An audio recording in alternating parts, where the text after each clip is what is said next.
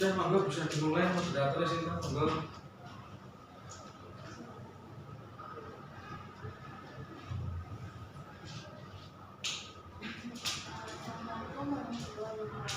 Waalaikumsalam warahmatullahi wabarakatuh.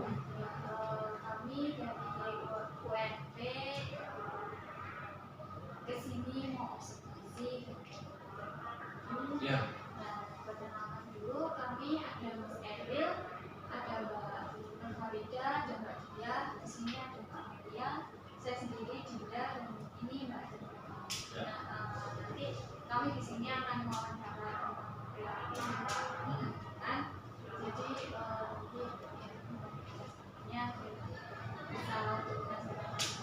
Ya. Kalau boleh tahu mata kuliahnya apa Mbak? APTL ya? Kan ada APTL, ada pendekatannya juga. Pakai sama nggak? Ya, menurut jenengan. Kan ada RGT ya, rasional emotif terapi itu. Sama nggak sama APTL? Keseluruhannya dulu aja. Oke. Silakan dimulai Mbak. Yang pertama Pak, di sini siswanya kira-kira Jumlah siswa keseluruhan sekitar 1.876.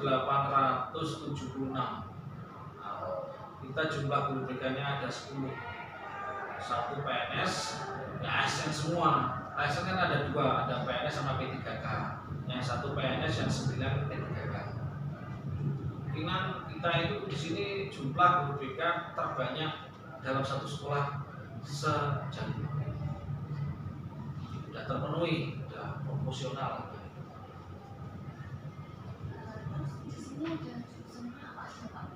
Jurusannya, mohon maaf ya nanti kalau nggak tahu. Maksudnya ada sekitar 6 yang pertama itu ada TKR mobil dari kendaraan ringan, yang kedua ada mesin, yang ketiga itu ada TKJ teknik komputer jaringan, yang keempat ada multimedia, yang kelima ada perhotelan, dan kemudian yang keenam ada kuliner atau terbuka. Kalau boleh tahu Pak, di sini kan guru BK-nya tiap orang pegang anak sekitar berapa? BK sekarang hitungannya bukan anak kan? Peraturan baru adalah rombel atau kelas. Dulu kan BK minimal 150 maksimal 250 ya. Sekarang BK adalah minimal, setahu saya ya, terbaru karena teman saya dapat info itu BK minimal 6, 5 maksimal 8. Minimal 5 kelas atau rombel atau kelas itu. Minimal 5 kelas maksimal 8 kelas. Oke.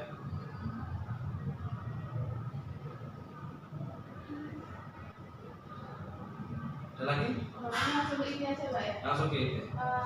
Di sekolah ini apakah ada siswa yang apa tuh Pak ada penyimpangan gitu Pak, seperti membolos atau yang lain? Kalau bukan penyimpangan Pak namanya, karena ada penyimpangan perilaku kan penyimpangan seksual. Nah, kalau penyimpangan perilaku penyimpangan seksual itu semua sekolah ada. Tapi kalau siswa yang membolos kategorinya adalah melanggar peraturan sekolah. Ada Pak. Setiap sekolah pasti ada anak yang melakukan pelanggaran sekolah. Itu kalau pelanggarannya itu kan kecenderungannya itu seperti apa? Di sini paling sering kecenderungannya adalah tingkatnya adalah hampir mirip sih Mas, umumnya sekolah saja. Nanti kalau misalkan kalau dicek secara kita hitung-hitungan ya, kita buat grafik itu kebanyakan di sini adalah kolom bolos sudah sangat menurun bagus dari segi mungkin perilaku sehari-hari seperti rambut. Nah, kebanyakan hanya rambut saja. Kayak kebolosan tidak menurun drastis, kecil sekali. Lompat bakat hampir tidak ada. Yang kebanyakan hanya rambut panjang. Nah, laki-laki kan biasa misalkan apa itu habis liburan itu banyak. Apalagi sekarang kan HAM ya, harus hati-hati dan itu sama sekali tidak ada hubungannya dengan BK. Jadi kalau semua siswa yang melanggar peraturan siswa itu hubungannya dengan depan atau tatib ya, kesiswaan, bahkan kesiswaan di bawahnya nanti membawa itu tabib. BK ini setelahnya menyadarkan anak itu bahwa apa yang dia lakukan itu salah. Tahan pertama penanganan terhadap pelanggaran anak itu adalah kesesuaian. Kalau pemberian punishment sendiri bagaimana? Pemberian punishment sendiri kita bukan BK. Yang memberikan hukuman adalah pihak kesiswaan. Dan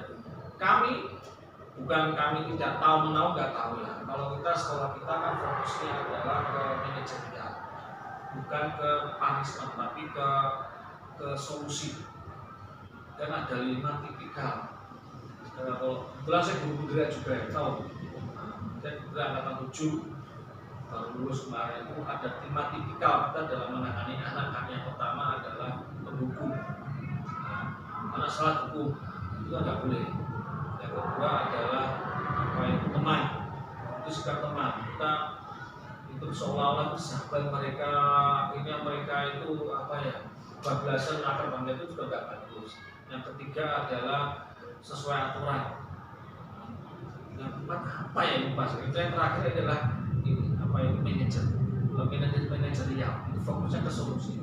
Kita sudah melangkah ke edukasi. Kalau misalkan ada anak yang namanya pajak, dipanggil dulu sama tim kesiswaan. Bukan beda. Salah kalau beda. Bukan hak kita perlu diingat.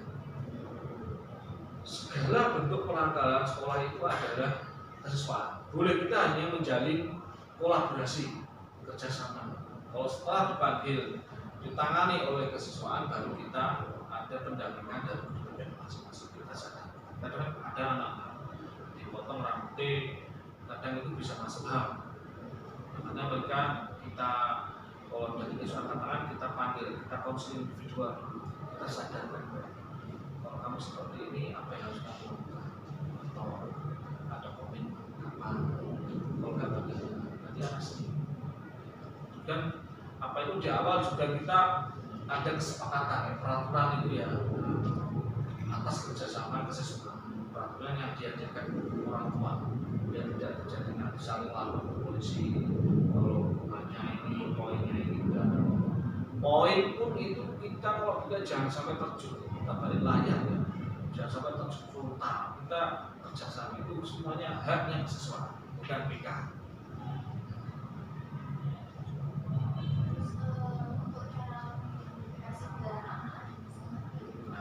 Untuk mengidentifikasi anak-anak itu kita kan ada 10 guru BK. Kita kan nggak mungkin menyamakan cara. Boleh satu tujuan, boleh ya. Guru BK kita ada 10 banyak kepala, banyak pemikiran. Kalau tetap kan harus ini, nanti yang lain ngeyel. Kebetulan saya pengalaman jadi koordinator di SMK YP 10 tahun. Coba saya misalnya Mbak Amelia, 10 tahun koordinator di sini. Saya bukan koordinatornya Budiman. Jadi saya pengalaman cukup banyak.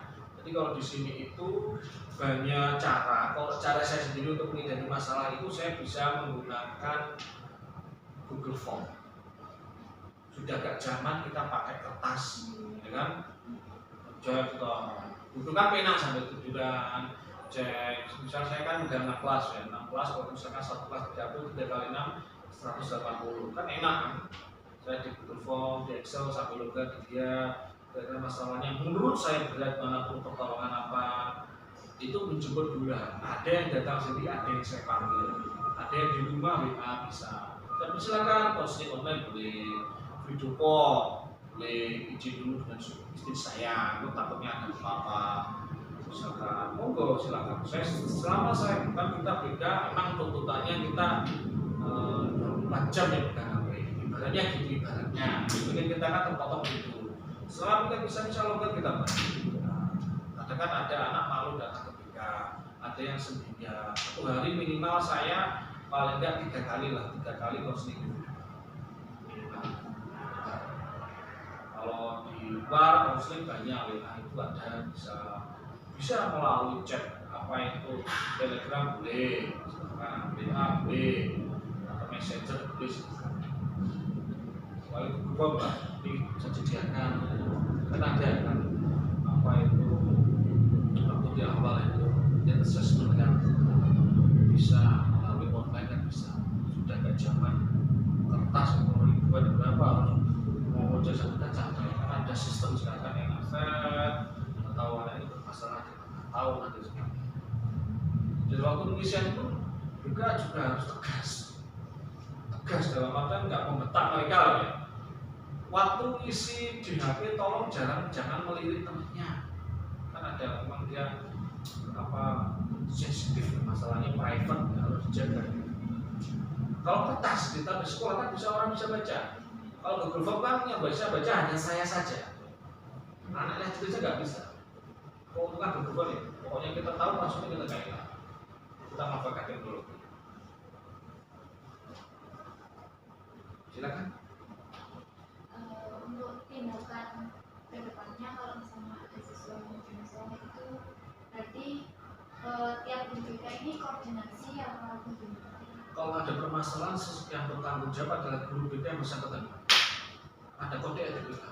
Misalkan saya mbaknya 3 ini BK-nya saya Pak Fandi. 3 ini BK-nya Bu Ima. Kebetulan Bu Ima sakit misalnya, datang. Saya harus beli dulu Bu Ima. Nggak boleh saya langsung tangani dia. Logikanya gini Pak, mbaknya sakit ke dokter A, ya kan? Kan nggak mungkin tiba-tiba di dokter B. B kan harus konfirmasi, ya kan? Konfirmasi dokter. Ini masalahnya apa? Kondisinya bagaimana? Diizinkan nggak? Kalau nggak, ya nunggu besok. Kalau itu memang bisa dikatakan masalahnya tidak terlalu butuh cepat, kecuali memang masalahnya itu ekstra berat. Dulu waktu saya kan sudah PPG juga di Malang, juga di Universitas Malang. Sudah saya tanyakan ke Dr. Triyono, Pak, kalau misalkan siswa kita ada yang hamil, kita tangani, kita pakai sistem one day one solution. Dalam arti 1 hari harus selesai, bagaimana boleh nggak? Karena untuk menghindari hal yang tidak diinginkan. Contohnya, misalkan anaknya hamil, namanya anak hamil, ya kan? Itu kan takutnya luar biasa. Dipanggil gurunya, apakah guru BK-nya ketahuan kan? Mas, gurunya dipanggilkan orang tuanya besok. Karena pernah ada kejadian, saya nggak menyebutkan sekolah mana yang kita ada. Dipanggilkan besok, artinya orang tuanya suruh datang. Kan anaknya takut kan? Akhirnya pulang ketemu dengan pacarnya laki-laki. Suruh minta pertanggungjawaban. Pacarnya takut, akhirnya perempuannya ditangkap sampai meninggal. Kita nggak mau seperti itu. Makanya kalau sudah ketan hamil, saya punya sistem harus selesai saat itu juga. Maksudnya apa? Biar segera dipingin orang tuanya. Kita koordinasi orang tuanya, bahkan motor harus kita tinggal di sekolah, biar bisa dipakai program. Kita antar pakai mobil ke puskesmas, cek bener ini anaknya hamil berapa bulan, ya kan? Kita cek ada buktinya. Kalau nggak ketahuan kita antar ke dokter anak, biar nanti biar USG, buktinya kita antar orang tuanya. Kita kasih tahu orang tua kondisinya seperti ini, yang menghamili namanya ini, rumahnya ini, biar segera dipingin, dilindungi orang tuanya, biar segera diselesaikan secara kekeluargaan. Begitu. Berhenti bang soro pak, apa pas ada berat itu juga berat dan cepat nyawa. Kalau kita nunggu besok, dia belum tentu dia hidup besok. Gimana? Kalau dia pulang digugurkan meninggal, berat kita. Makanya 1 hari harus selesai. Dan itu saya tanyakan Bapak Dokter Turono boleh langsung kita boleh. Lagi Pak. Lalu untuk hambatan, kira-kira apa yang terjadi kalau Pak Fandi itu menangani di dalam hambatan apa saja? Hambatannya apa? Iya, dalam perilaku. Oh hambatan tertentu ya. Contohnya gini Pak, saya menangani anak yang misalkan waktu itu saya ngajar di kelas. Ini permasalahan pelanggaran sekolah atau tentang BK? Hambatannya ya. Nah, misalkan saya waktu konseling individual, itu misalkan penanganan anak yang dia bermasalah dengan keluarganya. Kondisi itu saya sudah misalnya jedek, saya nggak bisa. Misalkan saya memang perlu bantuan orang. Ya jangan memaksakan diri. Kita butuh koordinasi dengan guru BK lain. Contoh saya kasusnya dulu di kelas 2, dia ada permasalahan di kelas 1, mengembedded ke kelas 2, timbul lagi masalahnya, makanya saya harus koordinasi dengan guru BK sebelumnya dan wali kelas sebelumnya. Namanya unsur jasa koordinasi. Kita ajar dengan di ruang BK, kita ada kesepakatan ya dengan kita sebelumnya dalam kelas bahwa masalah ini jangan disebarluaskan. Kasihan namanya, misalkan dia faktor keluarga. Kalau dia ketakutan dengan pulang rumah ya kita aman. Pakai mobil sekolah bisa, pakai mobil pribadi saya juga bisa. Sampai segitunya loh sebenarnya. Hambatan. Kalau hambatan nggak mampu boleh bisa alih tangan kasus bisa. Kalau dia sudah misalkan kejiwaan kita angkat ke psikolog, psikiater bisa. Kalau saya alih tangan bukan alih tangan kasus tapi bukan kerjasama. Kita cek masalah terdahulu, track record masalahnya apa dengan petugas sebelumnya. Jadi nanti tenang. Jadi apa informasi kita disampaikan di anak jangan 100% percaya. Ya, jangan kecuali anak TK ya, anak TK ada yang bohong nggak, ada yang bisa bohong nggak. Makanya cek, saling cek apa itu dengan orang-orang terkait sebelumnya. Koordinasi baik ini, keluarga. Terus kiranya tentang pelajaran sekolah ya kita koordinasi dengan tim tatib, dengan lembaga kesiswaan. Kalau misalnya di sini ada yang itu biasanya mereka itu menujunya kemana Pak? Kayak permasalahan. Kebanyakan. Iya. Kalau berhubung itu kan hampir setiap sekolah pasti ada yang namanya berhubung. Kalau penanganan itu tergantung ibaratnya. Kalau dia misalnya berhubung itu kan dia pelampiasannya ke bolos. Terus apa itu menunjukkan tingkah laku yang berlebihan di kelas. Kita konseling juga dengan berbagai pendekatan ya. Kalau saya juga pakai tracking vektor ya, TF itu. Terus tuntas karena ada analisis, sintetis, diagnosis, prognosis. Nah, saya juga pakai itu. Cek dulu apa itu dalam keluarga bagaimana. Kalau setelah anak ini menyampaikan teman-temannya bagaimana, baru kita melakukan undangan orang tua. Nah, sebenarnya itu memang membutuhkan informasi dari pihak keluarga. Memang ini cukup cepat misalkan kita panggil dan ke sekolah, kita konseling dengan orang tua. Setelah kondisi orang kita tahu, baru kita tampilkan melakukan revisi dengan lembaga untuk mengetahui keadaan sekitar. Mungkin keadaan sekitarnya di rumahnya kondisi untuk mengetahui fakta yang sebenarnya. Baru dari situ nanti kita bersama-sama cari solusi. Konseling kan intinya bukan anak datang karena kasus itu kan nggak gitu konselor. Kita memandirikan anak, karena stimulus mereka supaya kita mandiri keluar sendiri solusi dari mereka. Berat ya, orang yang terlahir dari program berat sekali. Kita makanya yang pertama kita kuatkan pendampingan khusus.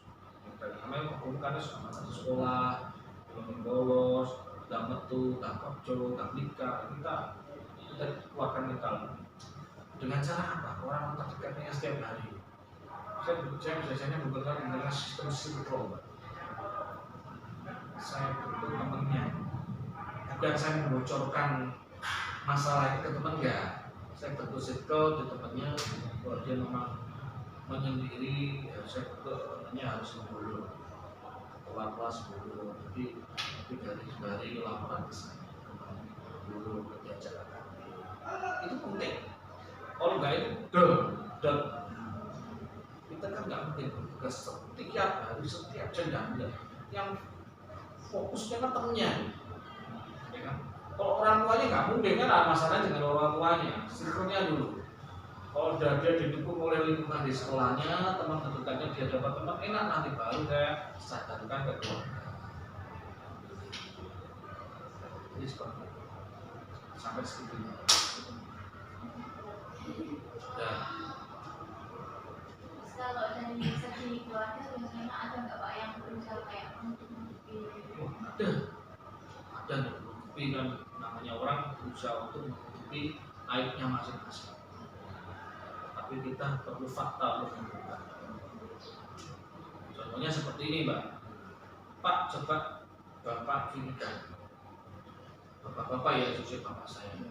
Kalau bapak konflik seperti ini, misalnya, terus anak jenengan sampai bunuh diri. Bagaimana? Di sini banyak. langsung bismillah kesentuh kita buka. Saya fokusnya ke dampak kok nggak kena untuk ngomong gini hampir nggak kena malah lapor jangan seperti itu fokusnya jangan menakut-nakuti dalam arti menakut-nakuti ke hukum, lebih ke darah dagingnya dia ke anak itu kan dampak ke yang lain nggak kena nanti si bapaknya ibunya nggak kena budenya nggak kena tapi lebih ke anaknya. Kalau sampai terjadi ini bagaimana? Saya gurunya orang tua besok pasti akan menyesal seumur hidup kalau sampai terjadi. Kadang kan terjadi kesulitan komunikasi antara bapak ibu dengan anak. Kita bantu kita jembatani di tengah. Jangan sampai guru BK milih salah satu di awal. Pantas guru bela wakmu lihat kayak itu. Kita hilangkan itu dulu. Kita di tengah Pak. Saya nggak menyalahkan siapapun guru di sini. Kita sama-sama berjuang untuk anak. Saya kemudian sebagai orang tua. Kalau saya terkodek langsung tiba-tiba menyalahkan orang tua, bahwa dia akan ada konfrontasi.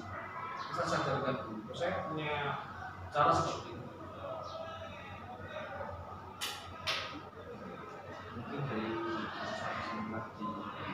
di sebenarnya ini ada kasus salah satu kasus beberapa kasus yang mungkin kita atau tidak bisa sangat ada. Kalau selama ini alhamdulillah saya di sini kan tahun 2022 bentar, baru hampir 2 tahun. Selama ini alhamdulillah terselesaikan semuanya.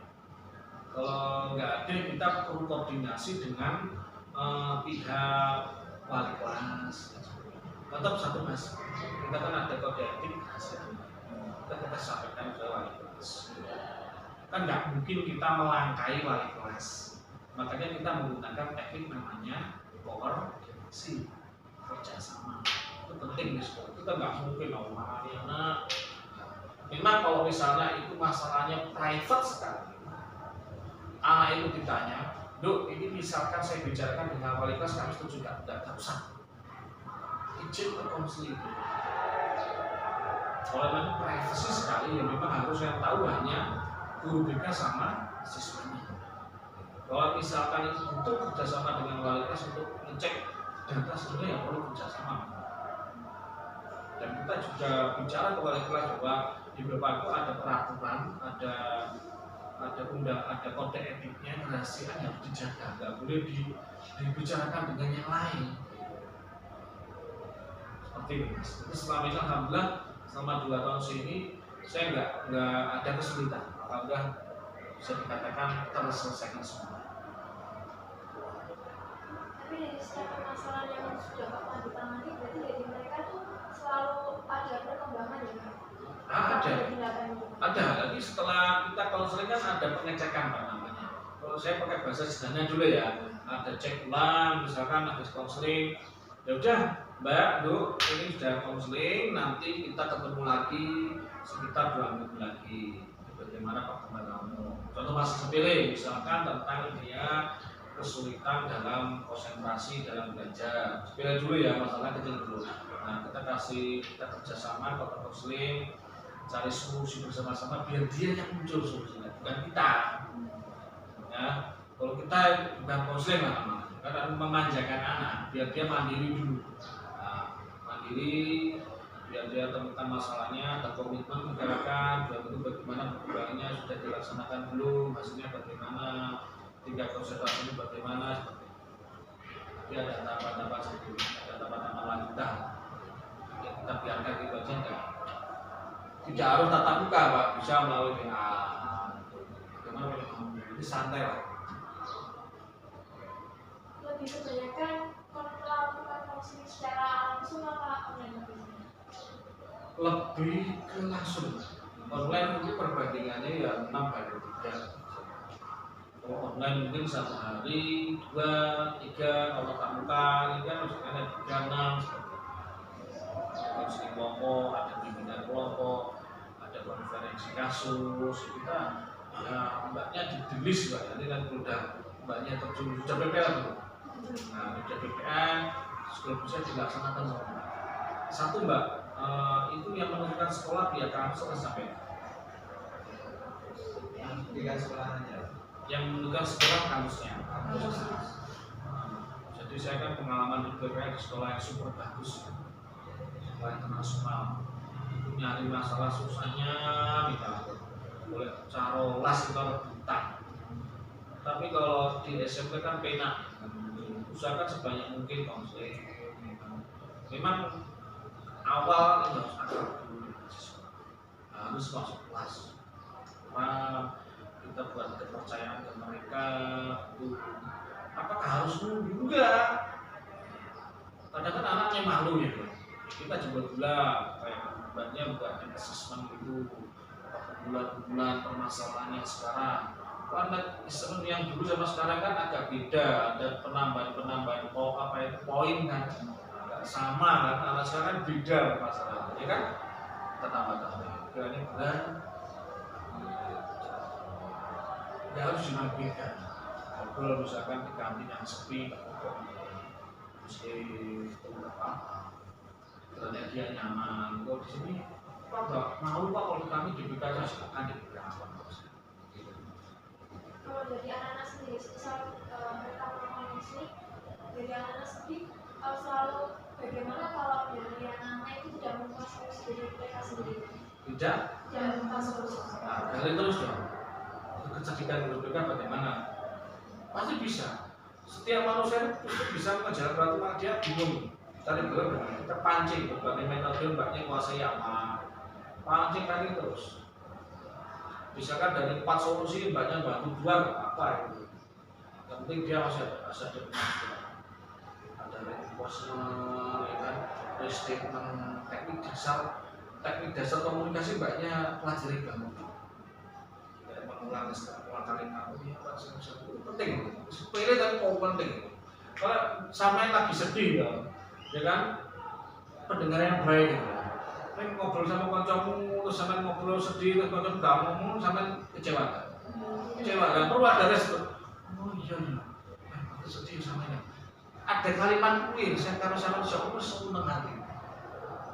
Minat teknik dasar komunikasi ada, soalnya kayaknya ada saya. Punya ada, sudah saya bagi ke kabupaten. Saya kan di kabupaten sebagai wakil ketua guru BPK, saya kabupaten. Di tingkat provinsi saya sebagai wakil sekretaris. Kemarin baru saja pertemuan 3 hari kemarin 40 kunjungan di dari semua tuan rumah Kediri. Tahun 2022 di Madiun, tahun 2021 di Batu, tahun 2020 di Jember. Alhamdulillah aktif kita untuk apa ya, SMA nggak tahu saya, kalau sekarang kita sangat aktif. Ada lagi tanyakan, silakan.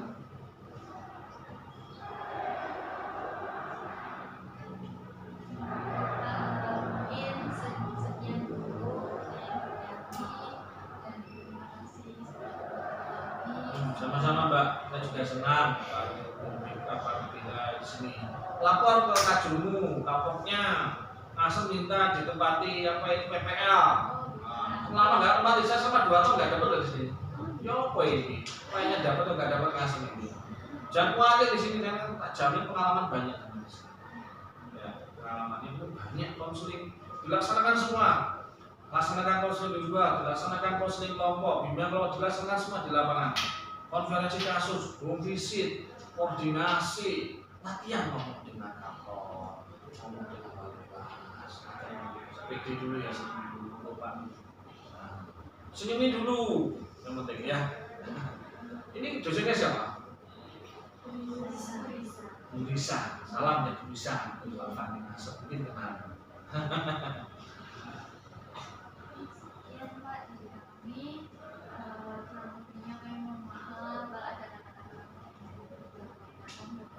Sama-sama saya juga minta maaf, misalkan kalimat saya kurang enak didengarkan atau bagaimana ya.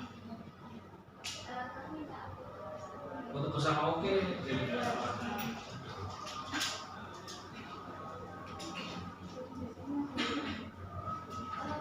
Di sini apa di mana Pak? Di sini aja bagus.